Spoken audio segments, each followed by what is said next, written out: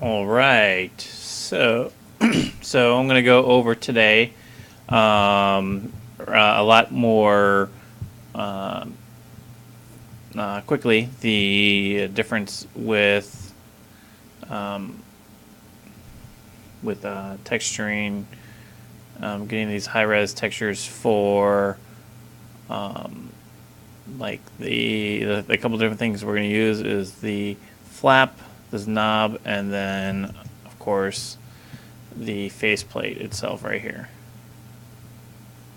These are the three more advanced things that you're going to do. Also, we're going to work on to get these loops right there. So what I'm going to do is I'm going to now pull up Photoshop and show you how I actually went ahead and created the knob itself. And so I'm going to go ahead and turn off the rendering for everything else, except for what we're going to be looking at. So there we go, and we'll just take off the knob group. Throw that out underneath there. Okay. So now when it renders, it should render just these three items. Okay. So to get this round look to it, what I did is I opened up Photoshop and I created this texture right here. It's pretty easy to do. What I did is first I started off with a black circle, and then I took a sample of that same black circle, just made it a duplicate, and then what I did is so let's turn off these effects right here, scale it down, put it in the middle of it, and then I created these little black items on a different level, and those are the little things that stick out a little bit. Then what I did is I added a drop shadow for the black circle, and I gave it a little bit of a. What I did is I turned the distance to 0, and then I added some spread and some size so that I gave it a little bit more of a gradient to it right over there. And then what I did is I did the same thing. I did an inner shadow for the white circle, and I did the exact same thing where I closed the distance down, and then increased the stroke and the size to it. Think of the way that this looks is that if it's a little bit more gray, it's going to give it a little bit more of a curve to it, a little bit more of a bevel. All right, and then I did the same thing with the black things. Okay, so now the most important thing that I had to do is I went ahead and I made a background color of 50% gray. And to get that, if I go to the color scheme right here, that you can make the hue and saturation be 0, and then the brightness, this B channel, you go to 50. Now what 50% gray does is that since the way a bump and deformation maps work is it goes on a scale of 1 to 0, and 100% is all the way white, 0 is all the way black. So think of it this way: is that if it goes white, it's gonna poke out. If it goes black, it's gonna go in. So the halfway in between, where it's not gonna have any deformation or any change to it, is going to be 50%. That's why I put 50% gray. Now I will show you why I did that in a second. So I did that, and I'm going to go turned off the flaps, the faceplate. So now all I am rendering is the knob itself. And give it a second. There we go. So all I'm rendering is that knob, and let me see. There's the knob. So what I have is I have the basic metal texture underneath, and then I have the knob bump. What I did for the knob bump, when I open this up, I have the same exact color as the basic metal that I was using, so I made a copy of this, and everything is exactly the same. The only thing that's different is that I added a displacement. So what I did is I added this displacement, and I'll go ahead and I'll do that. I'll add the knob bump open. All right.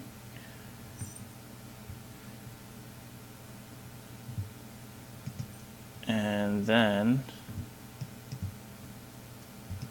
what I did is that I had to go ahead and I had to adjust the UVs or the length down to about 35. I mean, it's going to be different depending on what size you have yours. And then I had to mess with the offset. So the offset is going to be where it's located. So as you can see, I can move it around to wherever I want.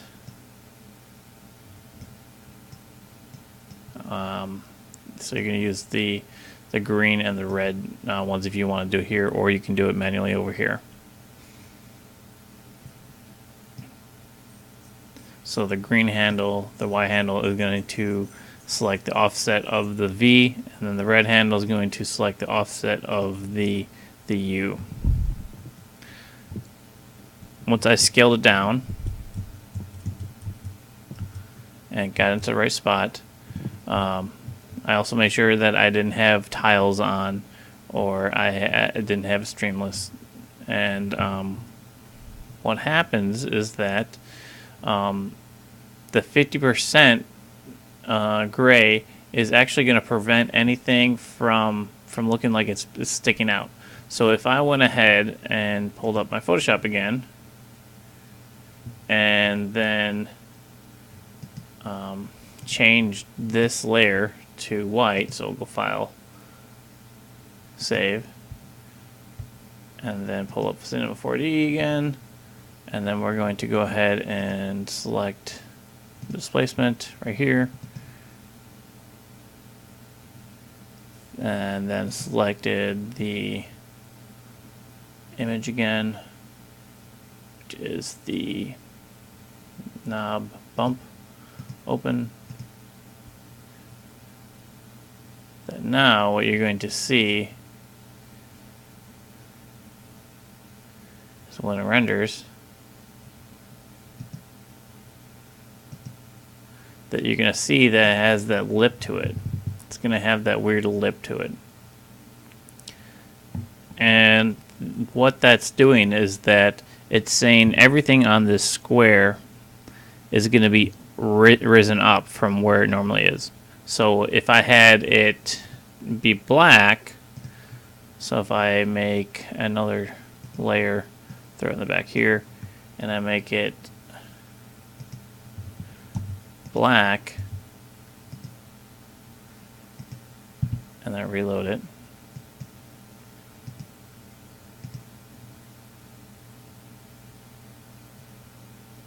that must be because it's uploading.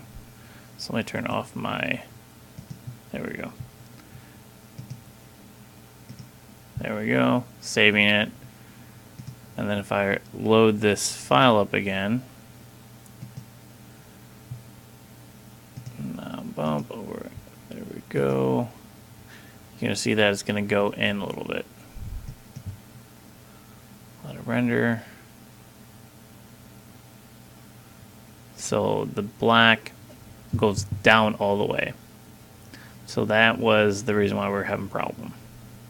So once again, if I go back here and turn that off, put my grayscale on, File, Save, and then open up my Photoshop or my Cinema 4D, and then reload the correct image. Not bump. All right, there we go. Then when it renders here, it's not going to have a line there because the gray, the 50% gray is like no deformation whatsoever. All right. So that's what I did for that for the knob to get that little icon right there, and all it really is just a double map, and I can totally get away with actually taking this knob deformation, and I didn't have to have a second color underneath it if I didn't want to, but I think I did that just because of the way that this sticker works, that I had two of them. As you see in the knob faceplate, I really only have one icon, one texture, so we're going to go ahead and turn that one live. No, let's get the knob flap. See, the knob flap only has one.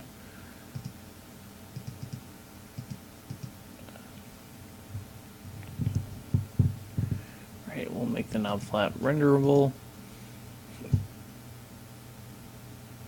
So I only have one texture on the knob flap. Now let me show you the Photoshop file that I created for this. Here is the knob flap. And I'm going to go ahead and select all of these. And I'm going to turn off the visibility of all the effects. There we go. And what I did to create these knobs is I have a square image right here. And I created a black line, so that's going to be what's going to go in, and then I created a copy, and then I created a couple copies, and the way I created these copies are very simple. We'll throw all of these into a group.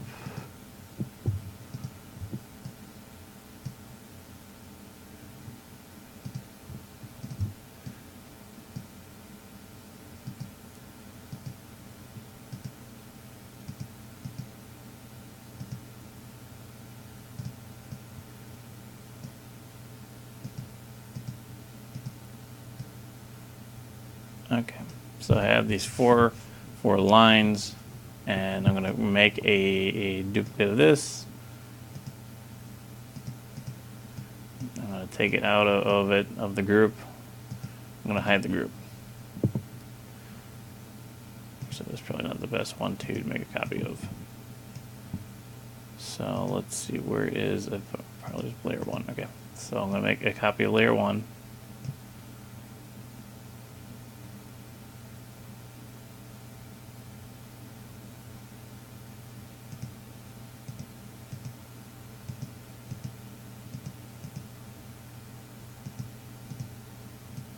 There we go. We'll take this out, make these invisible. So what I did, and just so I can show you guys how I made it, is I just made a copy of this one, and I brought it up, holding down the shift from where I thought maybe it would be. Got these two copies, made copies of those. While I have these selected, I brought these up, and I tried to get the bottom one to match with that one.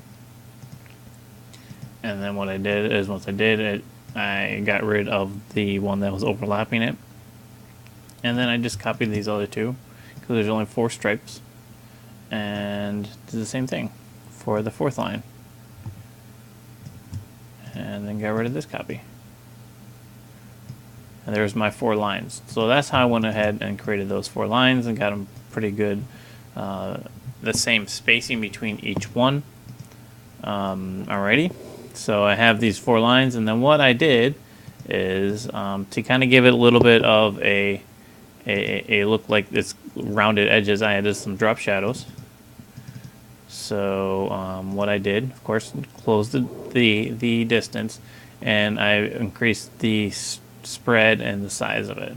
And all I did to get those was I got one to look how I wanted it. I just went over here, right clicked on it, copied layer style, and then I selected these other ones, and I just go paste layer style, and all it did was just take the exact same layer style that I had on this one, and I pasted it into this one.